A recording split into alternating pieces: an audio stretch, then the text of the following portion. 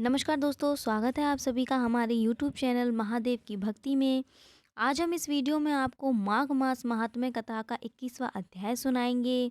अगर आपको मेरी वीडियो पसंद आए तो मेरी वीडियो को लाइक ज़रूर करें और मेरे चैनल को जल्दी से सब्सक्राइब कर लें, जिससे आपको मेरी वीडियोज़ मिलती रहें। तो आइए शुरू करते हैं।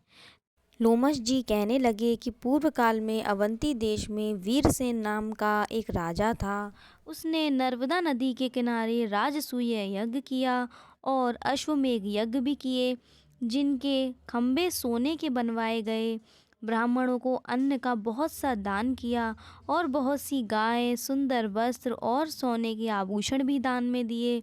वह देवताओं का भक्त और दान करने वाला था। भद्रक नाम का एक ब्राह्मण, जो अत्यंत मूर्ख, कुलहीन, कृषि कार्य करने वाला, दुराचारी तथा अधर्मी था, वह भाई बंधुओं का त्याग करता हुआ इधर उधर घूमता हुआ देव यात्रियों के साथ प्रयाग में आया और माघ में उनके साथ 3 दिन तक स्नान किया।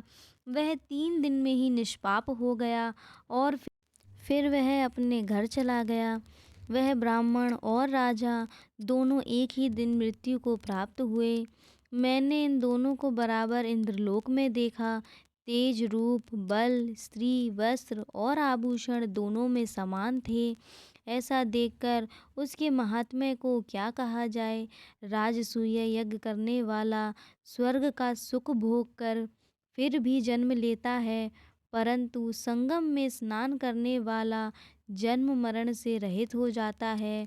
गंगा और यमुना के संगम की हवा के स्पर्श से ही बहुत से दुख नष्ट हो जाते हैं। अधिक क्या कहें, और किसी भी तीर्थ में किए गए पाप माघ मास में प्रयाग में स्नान करने से नष्ट हो जाते हैं। मैं पिशाच मोचन नाम का एक पुराना इतिहास सुनाता हूँ। इस इतिहास को यह कन्याएं और तुम्हारा पुत्र भी सुने, उससे इनको स्मृति प्राप्त होगी। इस समय में देवदूती नाम का एक बड़ा गंभीर और वेदों का पारंगत एक वैष्णव ब्राह्मण था। उसने पिशाच को निर्मुक्त किया था।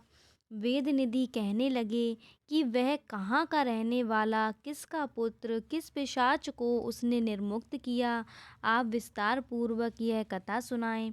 लोमश ऋषि ने कहा, किल्पज्ञ से निकली हुई सुंदर सरस्वती के किनारे पर उसका स्थान था।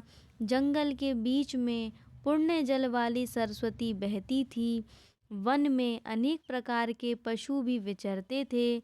उस ब्राह्मण के श्राप के भय से पवन भी बहुत सुंदर चलती थी और वन चैत्र रथ के समान था।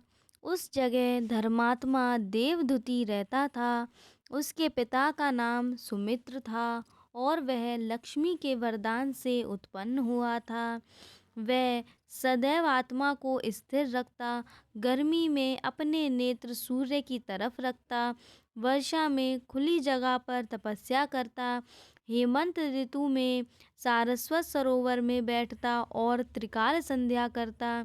जितेंद्रिय और सत्यवादी भी था। अपने आप गिरे हुए फल और पत्तियों का भोजन करता था।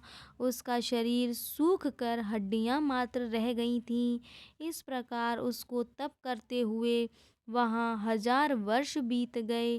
तप के प्रभाव से उसका शरीर अग्नि के समान प्रज्वलित था। विष्णु की प्रसन्नता से ही वह सब कर्म करता। दधीचि ऋषि के आशीर्वाद से ही वह श्रेष्ठ वैष्णव हुआ था। एक समय उस ब्राह्मण ने वैशाख महीने की एकादशी को हरि की पूजा कर उनकी सुंदर स्तुति तथा विनती करी। उसकी विनती सुनकर भगवान उसी समय गरुड़ पर चढ़कर उसके पास आए। चतुर्भुज, विशाल नेत्र, मेघ जैसा स्वरूप भगवान को स्पष्ट देखकर प्रसन्नता के मारे उसकी आंख में आंसू भर आए और कृतकृत्य होकर उसने भगवान को प्रणाम किया। उसने अपने शरीर को भी याद ना रखा और भगवान के ध्यान में लीन हो गया। तब भगवान ने कहा कि हे देवदूती, मैं जानता हूँ कि तुम मेरे परम भक्त हो, मैं तुमसे अति प्रसन्न हूँ, तुम वर मांगो। इस प्रकार भगवान के वचन सुनकर अपनी प्रेम से लड़खड़ाती हुई वाणी में कहने लगा कि हे देवाधिदेव, अपनी माया से शरीर धारण करने वाले आपका दर्शन देवताओं को भी दुर्लभ है। अब आपका दर्शन भी हो गया, मुझको और क्या चाहिए? मैं सदैव आपकी भक्ति में लगा रहूं।